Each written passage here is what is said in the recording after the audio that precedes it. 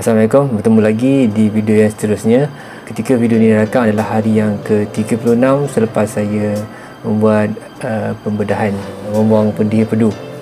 Untuk video kali ini adalah berdasarkan kisah kehidupan saya dan juga selari dengan info-info yang berkaitan dengan masalah pendiam-pedu yang saya alami dan juga telah dibuanglah pada 19 Disember tahun 2021. Yang pertama saya nak beritahu yang saya ni bukan doktor.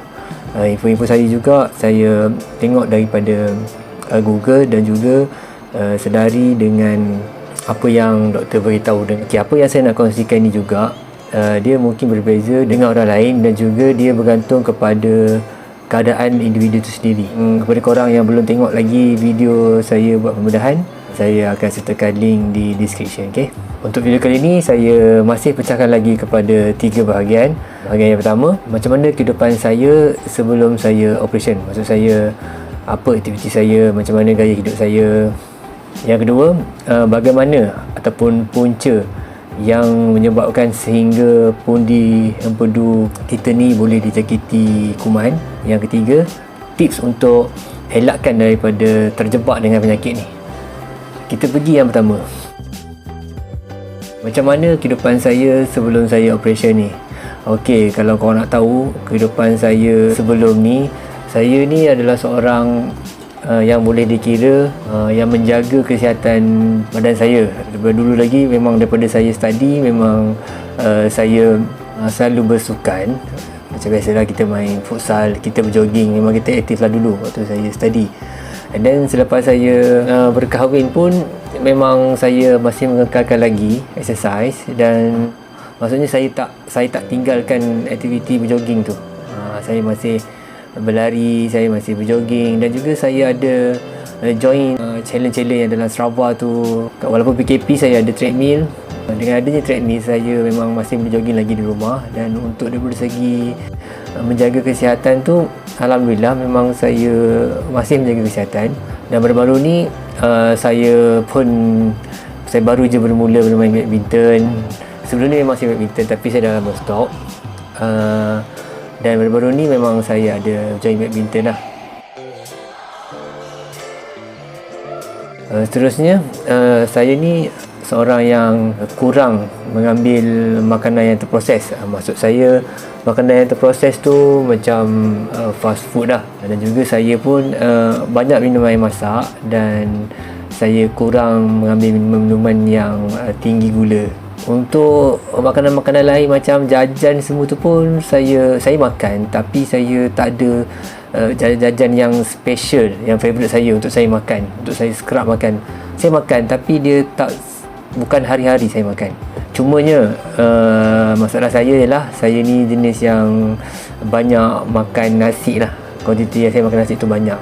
Dan yang terakhir, saya ni juga tidak merokok lah. Maksud saya tak pernah test pun cuba saya isap rokok, dan memang saya tak pernah rasa. Habis untuk part kehidupan saya sebelum saya operation. Secara kesimpulannya, memang saya boleh kata saya ni orang yang mengamalkan gaya hidup yang sihat dan juga mementingkan pemilihan makanan lah. Okay, seterusnya itu pergi kepada bagaimana ataupun punca yang menyebabkan kita boleh diserang penyakit ni lah. Okay, secara amnya didapati memang dalam pundi-pundi saya ada batu empedu. Dalam bahasa Inggeris kita panggil gallstone. Sebelum ni memang saya tak pernah ada rasa sakit langsung dekat bahagian abdomen saya ni. Sebab pada ketika tu batu dalam empedu saya tu memang tak mengganggu kehidupan saya sehari-hari. Doktor ada beritahu yang saiz batu empedu saya tu adalah berdiameter 0.6 cm. Doktor ada beritahu antara sebab macam mana pundi empedu saya tu dijangkiti kuman adalah disebabkan batu di dalam empedu tu sendiri. Jadi ada banyak faktor-faktor yang menyebabkan pembentukan batu dalam pundi empedu tu. Ada banyak, korang boleh tengok dekat Google. Ada ramai doktor yang share, tapi yang saya nak highlightkan di sini antaranya ialah yang pertama, umur lebih daripada 40 tahun bermaksud umur yang meningkat. Faktor jantina, perempuan adalah bersiko 2 kali ganda daripada lelaki disebabkan faktor hormon hidrogen yang berlebihan di kalangan wanita. Yang ketiga, obesiti. Yang keempat, kencing manis. Yang kelima, yang kelima ni saya nak highlightkan sebab dia melibatkan pemakanan. Pemakanan iaitu pengambilan makanan yang berlemak dan berkolesterol yang berlebihan. Kalau kau nak tahu, pengambilan makanan yang berlemak dan kolesterol yang berlebihan ni menyebabkan terbentuknya batu empedu kat dalam empedu tu. Jadi kita kena kurangkanlah ambil makanan-makanan yang berlemak semua ni, benda-benda Allah ni. Mungkin secara tak langsung disebabkan pemakanan ni terbentuk batu empedu dalam empedu saya.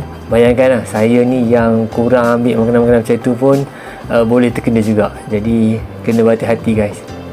Kalau kau nak tahu, batu dalam empedu ni dia ada macam-macam jenis, macam-macam warna.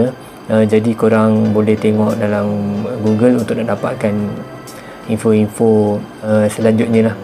Untuk poin tambahan, doktor ada beritahu saya yang jangkitan kuman yang berlaku di pundi-pundi saya ni sangat cepat. Bermaksud saya mula kena 15 hari bulan 12 dan saya tak dapat bertahan walaupun dah masuk antibiotik. Terpaksa membuat operation pada 19 hari bulan. Jadinya dalam masa 2 hari je saya tak dapat bertahan dan terus kena buat operation.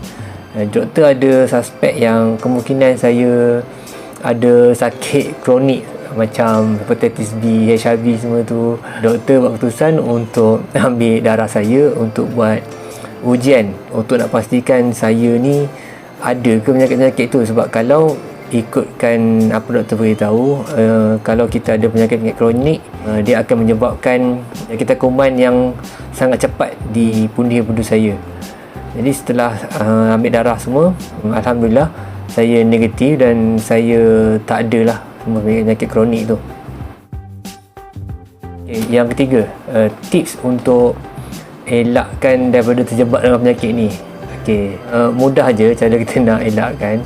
Kita kurangkanlah pengambilan makanan-makanan yang berlemak dan kolesterol semua ni, dan kita amalkan gaya hidup yang sihat, exercise semua, dan yang paling penting kita kena dapatkan berat badan yang ideal.